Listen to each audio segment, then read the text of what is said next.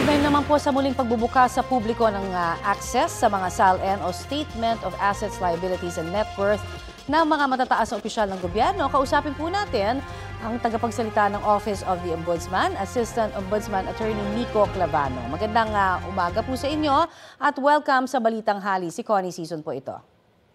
Ay, magandang hapon po, Ms. Connie. Magandang umaga po, Ms. Connie. And magandang umaga din po sa lahat po ng nanonood sa atin. Okay, sir, talagang welcome development, ika nga ito for transparency, no, para dun sa mga taong matagal na hong nagre-request na makakita ng SALN. Pero siguro magandang gabayan niyo po muna kami kung ano ba yung magiging sistema o mekanismo po sa pagre-request. Online po ba ito?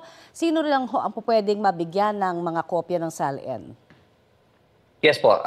So just to walk through the process, as of right now, kailangan po personally tayo pumunta ng mga offices, either kung sa central office po, PAC po, Public Assistance Corruption Prevention Office, or in the event that it is in the area or sectoral offices of the Ombudsman, then we will have to go to the Public Assistance Corruption Prevention Bureau. No? So it's the same office but just regional in nature.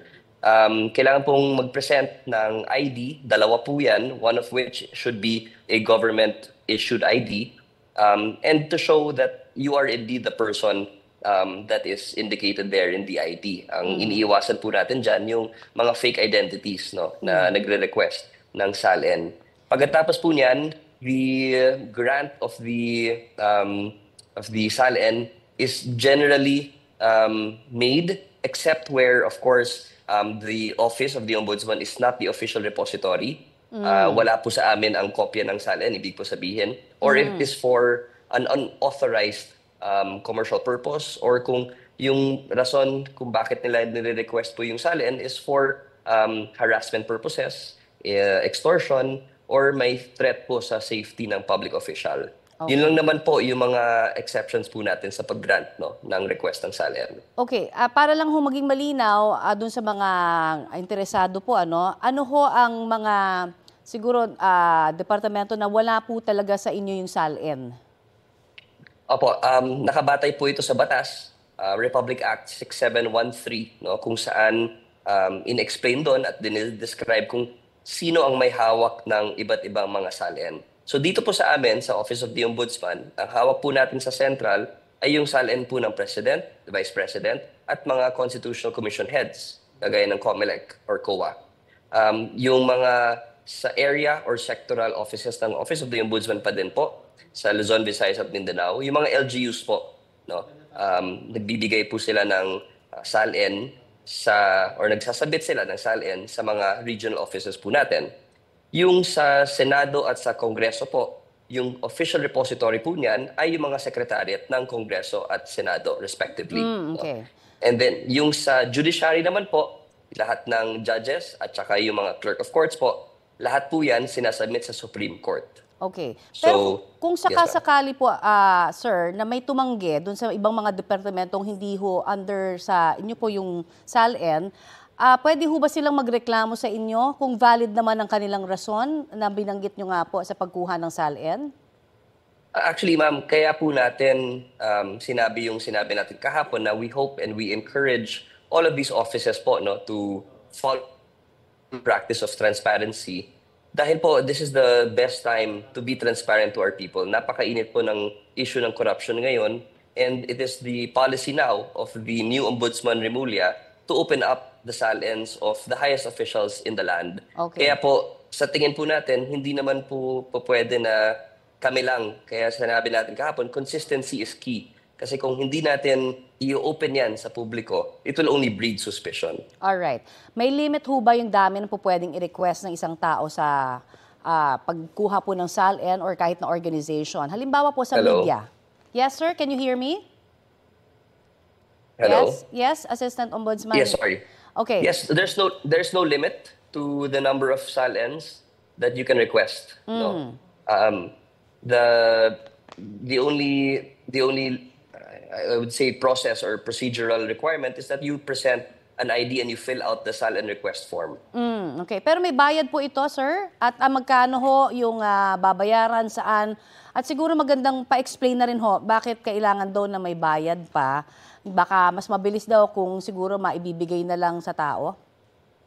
Yes po, we are trying to rationalize yung fees, no, para po maging mas madali at mas accessible pa sa publiko. Ngunit meron po tayo mga administrative fees na kailangan bayaran. Kagaya naman po sa iba't ibang mga ahensya ng gobyerno na may maliit na fee lang para Magkano makuha po? yung mga dokumento. Magkano po yung fee? We're still trying to rationalize po, no? Within the 15 days from Okay. publication, aayusin po natin yan lahat para by the time that it is effective, 15 days from now, we can already issue the fees that will be assessed. Pero I can assure the public that it will be very menial, very small, para lang po yan pangbayad sa photocopy, sa Yes, ating okay. mga supplies sa office po. Opo. Okay, ano naman daw ang mga safeguards na ipatutupad ninyo para hindi rin maabuso yung pag-request ng SALN? On both, nagre-request, no? Isa sa publiko rin ho ba sila, kung mag-request sila, yung identity nila, at syempre doon sa mga kinukunan ng SALN? Opo, meron tayong linagay na konting safeguard dito.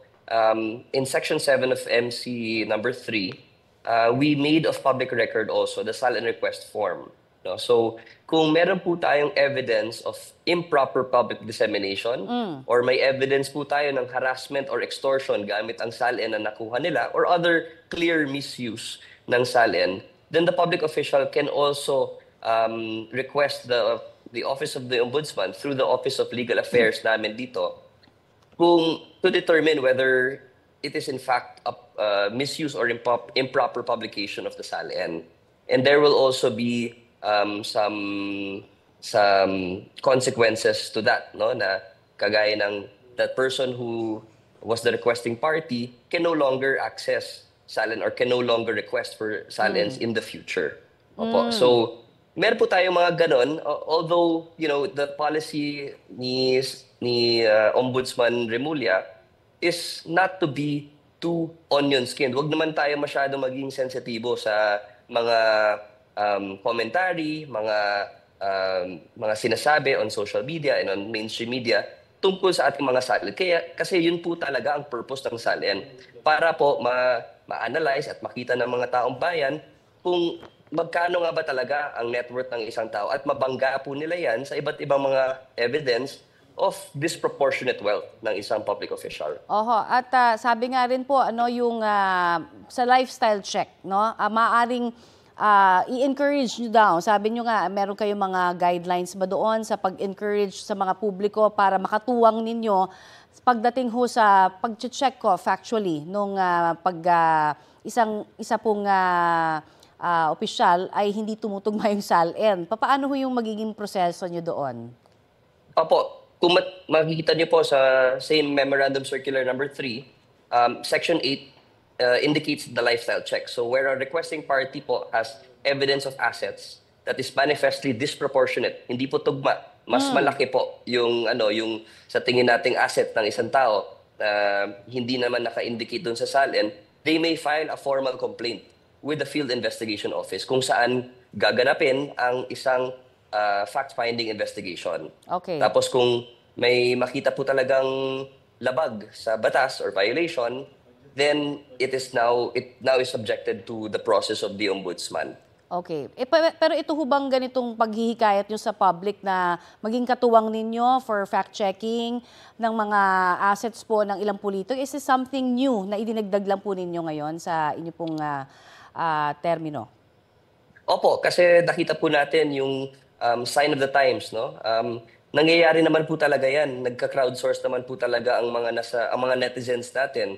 May mga accounts dyan na parang nagsisilbing parang sumbungan din ng mga tao. So if they can do that within themselves, gagamitin na din natin yung mga mechanisms po na yan para po mas maging formal ang mga complaints laban sa mga public officials who are involved in this type of lifestyle, kumbaga. Alright. Marami pong salamat sa inyo pong oras na ibinahagi sa amin dito sa Balitang Hali. Maraming salamat po. Yan po naman si Assistant Ombudsman Miko Clavano.